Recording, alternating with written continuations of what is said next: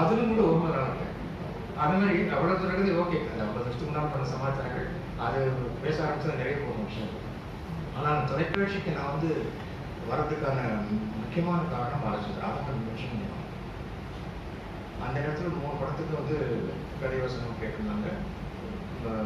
வேலை நடந்துட்டு இருக்கு. நமக்கு வந்து சம்பளத்துக்கு மேலே ஒரு மாதத்துக்கு 1000 ரூபா வருதுன்னா பெரிய விஷயம் தானே அப்படின்னு சொல்லிட்டு ஒத்துக்கிட்டு நான் எழுத ஆரம்பிச்சிட்டேன். அப்போ இந்த ட்ரைனிங் வந்தாச்சு. ட்ரைனிங் போகணும்போது 6 மாதம் கேட்க முடியாது. இவங்க 3 பேர் அந்த கன்சர்ன் ப்ரொடியூசர் 3 பேர் நாங்கள் இந்த 1000 ரூபா நாங்கள் கொடுத்துறோம் எக்ஸ்ட்ரா. நீங்கள் வேணால் அங்கே போன அவசியம் இல்லை, நீங்கள் நம்ம வேலையை முடியும். இந்த படங்கள் நிறைய ஒரு நேரமாக 100 days கொடுத்து படம் அது நேரம் இருக்குங்க. அப்பா வந்து படமாக நாங்கள் பாலச்சந்திரன் கேட்டுக்கிறோம். அவர் தான் வந்து கவர்மெண்ட் சர்வீஸ்னு எடுத்துகிட்டு ஒரு மனவாட வந்து பண்ணி லீவ் போட்டு வேலை பார்த்துட்டு அப்புறம் டிசைட் பண்ணியிருக்காரு. அதனால் இதுவாக அதுவாங்கிறத டிசைட் பண்ணுறது நான் அப்பாவாக நான் சொல்கிறத விட பாலச்சந்திரன் வந்து உன்னுடைய வெல்ஃபேரில் வந்து ஒரு ஒரு அக்கறை உள்ள ஒரு நண்பங்கிற முறையில் இந்த பாதிப்பு இருக்கணும் அப்படி கேட்டேன். ஒரே வார்த்தை சொன்னார், எலக்ட்ரானிக்ங்கிற மீடியம் புதுசு, விஷுவல் மீடியம்.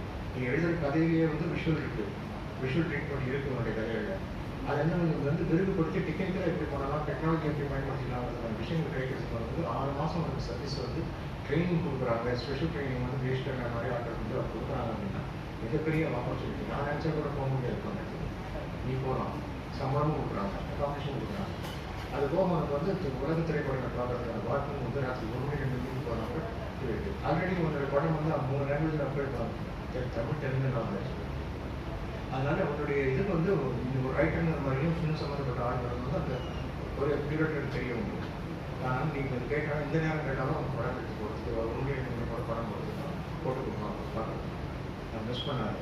நாளைக்கு கொஞ்சம் நீ வரும்போது வேலை பார்க்குற இடத்துல வந்து அசிஸ்டண்ட்டாக ஜூனியர் கேட்டு வந்து ஹெட் ஆஃப் ஆஃபீஸ்னு வந்து உட்கார பொசிஷன் வந்து கிடைக்கிறதுக்கு நம்மளுக்கு வாய்ப்பு கிடைக்கும்போது இருக்கும்போது மிஸ் பண்ணாது.